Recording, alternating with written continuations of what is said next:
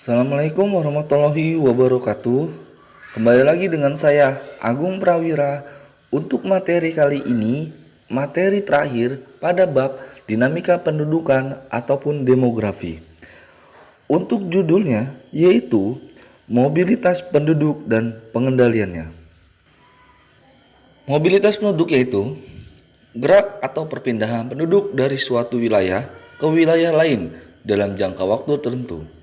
Mobilitas penduduk dapat dilihat dalam arti fisik, yaitu perpindahan penduduk untuk memperoleh peluang dan kesempatan yang lebih luas di tempat lainnya, atau disebut juga mobilitas horizontal.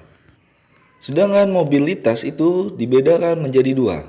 Yang pertama adalah mobilitas vertikal, adalah suatu gerakan penduduk dalam usaha perubahan status sosial.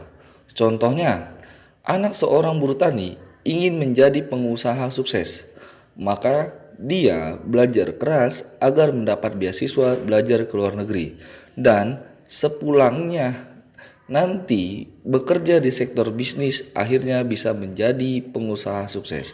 Itu salah satu contoh mobilitas vertikal. Sedangkan mobilitas horizontal adalah perpindahan penduduk dari suatu daerah ke daerah lain, atau perpindahan penduduk melintas batas wilayah tertentu dalam periode waktu tertentu.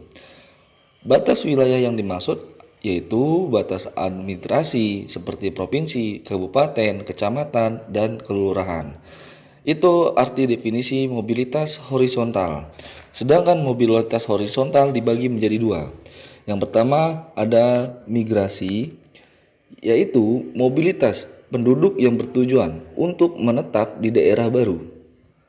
Yang kedua dari mobilitas horizontal sendiri adalah mobilitas sirkuler atau mobilitas sementara, yaitu mobilitas penduduk untuk sementara waktu, tidak untuk menetap. Sebagai contoh, setelah panen dan tidak ada kegiatan, para petani pergi ke kota untuk mencari nafkah atau disebut juga migrasi musiman.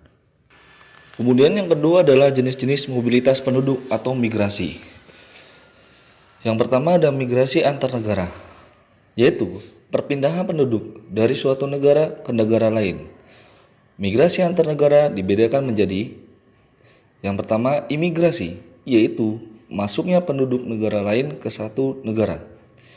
Yang kedua adalah emigrasi, yaitu perpindahan penduduk dari suatu negara ke negara lain. Sedangkan yang B atau yang kedua adalah migrasi dalam negeri. Migrasi dalam negeri atau migrasi nasional, yaitu perpindahan penduduk dari suatu daerah ke daerah lain di wilayah negara tersebut. Contohnya adalah perpindahan penduduk antar provinsi. Sedangkan jenis-jenis migrasi nasional, yang pertama ada transmigrasi, yaitu perpindahan penduduk dari suatu pulau atau provinsi ke suatu pulau lainnya. Transmigrasi ini dibedakan beberapa jenis. Yang pertama atau A, transmigrasi umum, yaitu transmigrasi yang semua biayanya ditanggung pemerintah, baik biaya perjalanan maupun biaya hidup selama 1 tahun di daerah transmigrasi tersebut. Tiap keluarga mendapat alat pertanian, rumah, bibit, dan tanah seluas 2 hektar. Yang kedua adalah transmigrasi swakarsa, yaitu transmigrasi yang pembiayaannya sebagian ditanggung sendiri dan sebagian ditanggung pemerintah. Yang ketiga, transmigrasi spontan, yaitu transmigrasi yang seluruh biayanya ditanggung oleh transmigran sendiri atau biaya kita sendiri. Yang keempat, transmigrasi bedol desa, yaitu transmigrasi yang dilakukan oleh seluruh penduduk desa beserta pejabat desa. Transmigrasi bedol desa dilaksanakan karena bencana alam atau daerahnya dijadikan proyek pembangunan. Sebagai contoh, penduduk Wonogiri dipindahkan ke Sitiung atau Sumatera Barat karena daerahnya dijadikan lokasi PLTA Gajah Mungkur. Atau kita ambil contoh adalah terjadi di Sidoarjo, di mana sebagian penduduk pindah ke suatu daerah karena bencana lumpur panas Pindo. Yang kelima, transmigrasi khusus, yaitu transmigrasi yang diselenggarakan oleh Kementerian Transmigrasi bersama instansi pemerintah atau organisasi masyarakat. Yang keenam, transmigrasi bekas pejuang, yaitu transmigrasi yang diselenggarakan oleh bekas pejuang yang ditransmigrasikan adalah mantan anggota TNI atau Polri yang sudah pensiun.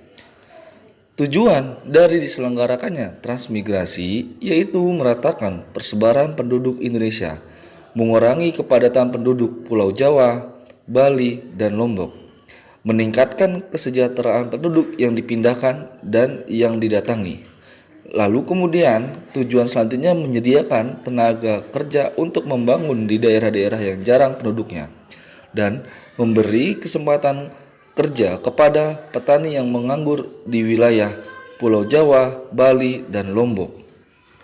Setelah tadi kita membahas tentang transmigrasi, yang kedua adalah migrasi desa kota, yaitu perpindahan penduduk dari desa ke kota. Terjadinya migrasi desa kota karena adanya faktor pendorong dari desa dan faktor penarik di kota. Faktor pendorong urbanisasi adalah sebagai berikut. Yang pertama, sempitnya pemilikan lahan pertanian di pedesaan. Yang kedua, mekanisme pertanian menyebabkan jumlah tenaga kerja yang dibutuhkan di sektor pertanian terbatas. Yang ketiga, pendapatan penduduk rendah. Dan yang keempat, lapangan pekerjaan di pedesaan terbatas. Sedangkan faktor penarik dari kota sebagai berikut, banyaknya tempat hiburan dan rekreasi. Yang kedua, lapangan kerja lebih banyak jenis dan pilihannya. Dan yang ketiga, fasilitas pendidikan dan kesehatan tersedia lengkap.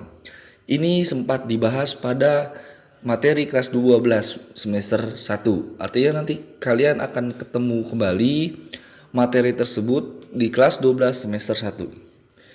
Yang ketiga adalah migrasi kota desa, yaitu penduduk dari kota kembali ke desa untuk menetap di desa.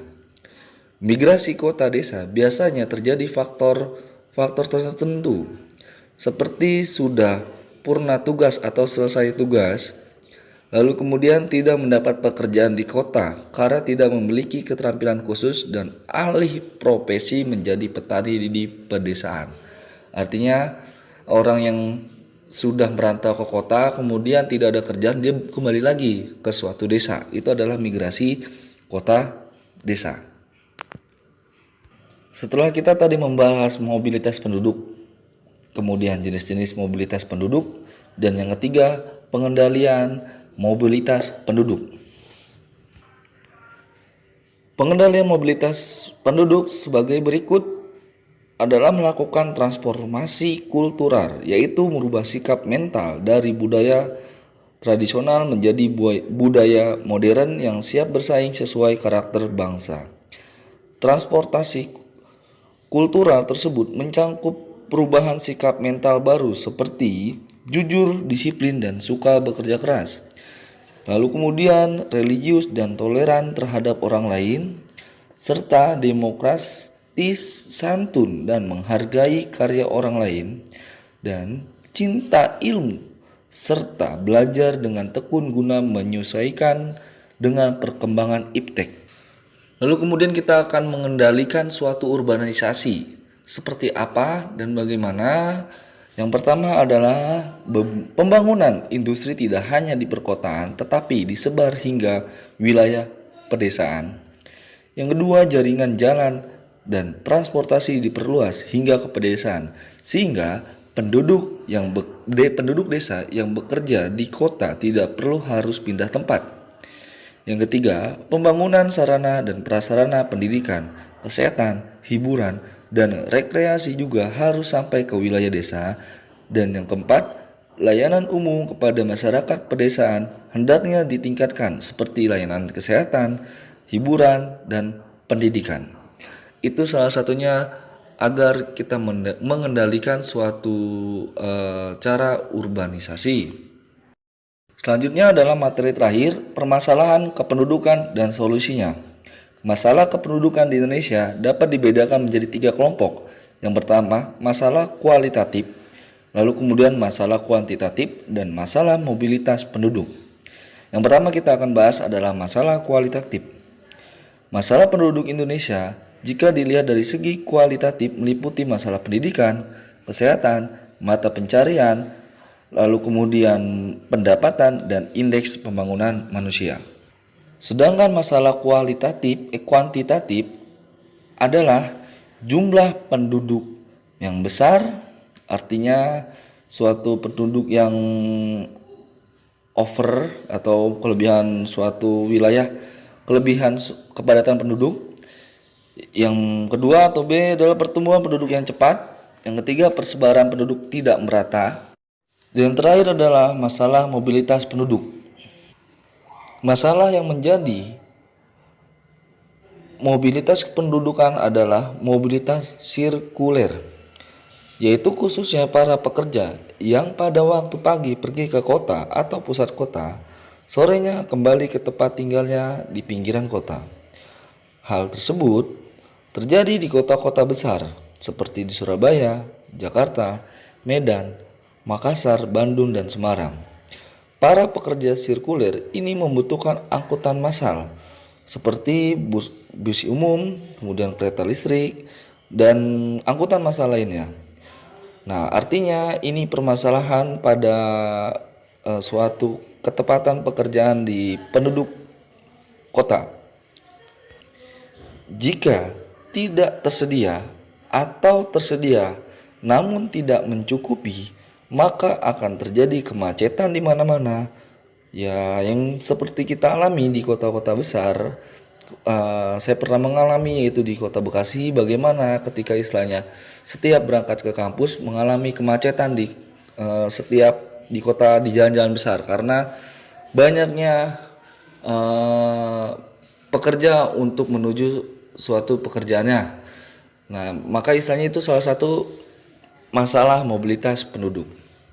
Oke, materi kali ini telah usai, materi bab 1 semester 2 tentang dinamika kependudukan ataupun demografi. Mohon dipahami dan dimengerti. Jika tidak mengerti bisa ditanyakan. Mohon maaf jika ada salah kata. Wassalamualaikum warahmatullahi wabarakatuh.